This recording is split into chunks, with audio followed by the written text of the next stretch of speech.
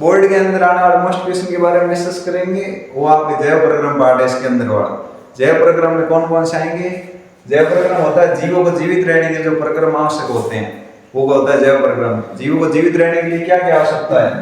एक तो पाचन तंत्र जिसमें भोजन का अपघटन होता है, श्वसन तंत्र जिससे जीव अपना श्वसन क्रिया पूरी करता है, उसके बाद परिसंचरण तंत्र जिसके द्वारा शरीर के अंदर पोषक पदार्थ और ऑक्सीजन को ले जाया जाता है कोशिकाओं के अंदर, और एक होता है उत्सर्जन तंत्र जिसमें आपके हानिकारक पदार्थ जो भी शरीर में बनते हैं वो हानिकारक पदार्थ क्या करेंगे, शरीर से बाहर निकालने के लिए एक तंत्र की आवश्यकता होती है, वो होता है आपके उत्सर्जन तंत्र।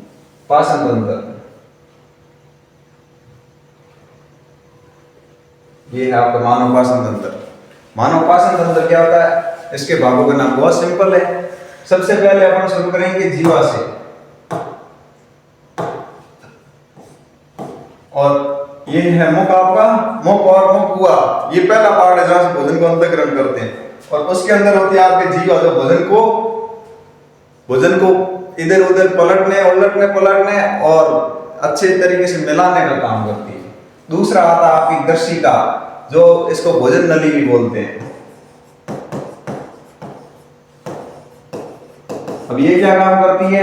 ये भोजन को मुख से या आमाशय तक ले जाने का कार्य करती है, जिससे भोजन क्या हो, यहाँ से मुख से आमाशय तक चला जाए। नलीनुमा संरचना होती है और कर्मानुपुंसन करती है, जिसको बोलते हैं पेरिस्टाल्टिक कर्मानुपुंसन। उसके द्वारा ये ऐसे संकुचन करके भोजन को यहाँ तक धकेल के और यहाँ पहुंचा देती है। उसके बाद आ जाता है आपका आमाशय। ये वाली संरचना आपके आमाशय कहलाती है, इतनी थैलीनुमा संरचना। इसके अंदर भोजन स्टोर होता है और उसको अम्लीय माध्यम में बदला जाता है, और उसको पाचन करने के लिए इसके चारों साइड एक श्लेष्मा झिल्ली होती है, और एक होती है अम्लजन कोशिका एसियल का स्राव करती है, और एक होता है इसमें पेप्सिन का निर्माण, जो पेप्सिन प्रोटीन को पाचन करने में सहायक है। उसके बाद ये वाला भाग आपकी छोटी आंत से जुड़ता है, और छोटी आंत ये वाला पूरा भाग और यहाँ तक आती है, इसको बोलते हैं आपकी शुद्रांत्र या छोटी आंत। इसके अंदर तीन भाग होते हैं। यहाँ शुरू वाला भाग कहलाता है ग्रहणी। ग्रहणी के अंदर भोजन का सबसे ज्यादा पाचन होता है, और ग्रहणी के अंदर ये दो ग्रंथियां, एक आपकी यकृत और दूसरी आपके अग्नाशय, दोनों आपके इस ग्रहणी छोटी आंत के पहले भाग में खुलती है। जो आपके अग्नाशय है वो अग्नाशय रस लेके आती है,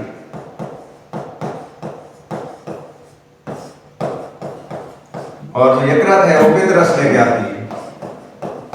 ये दोनों रस क्या करते हैं? जो इधर अग्नाशय रस है प्रोटीन के पाचन में सहायक करता है, और पित्त रस हमेशा वसा के पाचन में सहायक होता है। ये दोनों क्या करते हैं? ग्रहणी के अंदर जो भी अपन खाना भोजन के घटक उपयोग में लेते हैं, भोजन जो मुख के द्वारा ग्रहण करते हैं, उसके अंदर क्या होता है? ये वाले दोनों रस क्या करते हैं? भोजन का पाचन करते हैं, भोजन के घटकों का। उसके बाद भोजन इससे आगे होते हुए इसके अंदर दूसरा भाग होता है डेड्यूनम। उसके अंदर एक सबसे इंपॉर्टेंट क्वेश्चन है, वो पाए जाते हैं आपके दीर्घध्रुवम। क्या पाए जाते हैं? यहाँ छोटी आंत के अंदर दूसरे भाग दीर्घध्रुव, जो अंगुलीनुमा पर्द होते हैं। ये क्या होते हैं? दीर्घध्रुव में अंगुलीनुमा संरचनाएं होती है जो भोजन का अवशोषण करती है। पाचन तो हो गया, उसके बाद भोजन का अवशोषण होगा। भोजन को किसमें, जो आपके ग्लूकोज के अणु, वसा के अणु, उनके सबका अवशोषण करके किसमें डाल दिया जाए? ब्लड के अंदर, रक्त के अंदर चला जाएगा, और रक्त के बाद वो चला जाएगा आपके कोशिका के अंदर। फिर आ जाती है आपकी वृद्धआंत्र। वृद्धआंत्र क्या होती है? जिसको बोलते हैं बड़ी आंत। ये यहाँ छोटी आंत के बाद जो भी भोजन बचता है वो चला जाएगा बड़ी आंत में, यहाँ से होके यहाँ तक। अब इसके अंदर जितना भी इसके अंदर जो जल होगा उसका अवशोषण, और मिनरल खनिज लवण का अवशोषण, मिनरल बोलते हैं खनिज लवणों को, उनका अवशोषण हो जाएगा। छोटी आंत के अंदर किसका अवशोषण होगा? जो कि वसा, प्रोटीन, विटामिन, खनिज लवण, इनका अवशोषण होगा। वसा, प्रोटीन, कार्बोहाइड्रेट, इनका।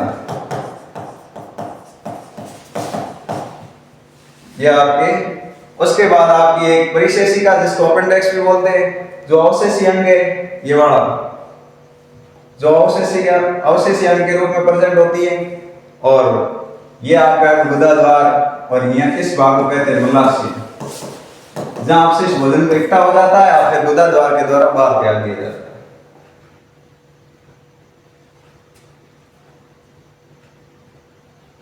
एक क्वेश्चन यहाँ से बन सकता है, जो आपका ग्लूकोज है, ग्लूकोज होता है आपके भोजन के अंदर ग्रहण किया, कोशिका के अंदर गया, उस ग्लूकोज का आगे क्या होता है? तो उस ग्लूकोज का आगे क्या होगा? वो इस सारणी के अंदर। ये ग्लूकोज आपको कहाँ से मिला? आपने जो भोजन किया वो आपके शरीर के अंदर गया और कोशिका के अंदर गया। कोशिका में जाने के बाद इस ग्लूकोज का कोशिका द्रव्य में जाएगा। जैसे ये कोशिका है, ये आपका केंद्र है, ये आपका कोशिका द्रव्य है, चारों साइड द्रव्य जैसी होती है कोशिका द्रव्य। इस कोशिका द्रव्य में ये ग्लूकोज क्या करेगा? पाइरुवेट के 3 अणुओं में और ऊर्जा में टूट जाएगा। पाइरुविक अम्ल में टूटेगा, किसमें? ये इंपॉर्टेंट है। कोशिका द्रव्य में ग्लूकोज का क्या होता है? विखंडन होता है, और किसमें बदलता है? पाइरुवेट में। अब ये पाइरुवेट क्या करता है? आगे टूटता है, किसमें? एक सूक्ष्म जीव होता है, छोटा जीव, यीस्ट कोशिका। ये इस यीस्ट कोशिका में इसके ऑक्सीजन की अनुपस्थिति और उपस्थिति के आधार पर ये पाइरुवेट दो बार टूटता है। एक तो ऑक्सीजन नहीं होगी, जहां एब्सेंट होगी वहां इथेनॉल और कार्बन डाइऑक्साइड बनाएगा, अल्कोहल बनाएगा, इथेनॉल कार्बन डाइऑक्साइड। जहां ऑक्सीजन कमी होगी, ज्यादा एक्सरसाइज करने पर आपकी पेशी कोशिका में ऑक्सीजन कमी हो जाएगी, तो वहां कमी होगी तो वहां आपका पाइरुवेट टूटेगा, लैक्टिक अम्ल प्लस ऊर्जा और कार्बन के 3 अणु। उसके बाद अगर आपको पर्याप्त ऑक्सीजन मिल रही है श्वसन के द्वारा, तो ये पाइरुवेट अम्ल क्या करता है? कार्बन डाइऑक्साइड, जल और ऊर्जा। ये कार्बन डाइऑक्साइड फिर कहां जाती है कोशिका की? ये आपके श्वसन के द्वारा बाहर आ जाती है। उस श्वसन, बाह्य श्वसन के द्वारा जल आपका, जो आपका ब्लड है उसके साथ घुल के आगे चला जाता, ऊर्जा आपका कार्य करने के काम आती है, जो एटीपी के रूप में होती है। और एटीपी का पूरा नाम है एडिनोसिन ट्राइफॉस्फेट।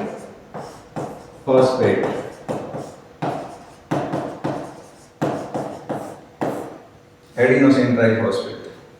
इस प्रकार से आपका ग्लूकोज का शरीर के अंदर उपयोग होता है। पहले आपकी कोशिका द्रव्य में टूटता है, फिर पाइरुवेट अम्ल बदलता है, ये फिर अपन को ऑक्सीजन मिलती है श्वसन के द्वारा। ऑक्सीजन मिलने पर ये जो माइटोकॉन्ड्रिया के अंदर, किसके अंदर? अपने शरीर में पाइरुवेट अम्ल माइटोकॉन्ड्रिया के अंदर टूटता है। वो कार्बन डाइऑक्साइड और जल और ऊर्जा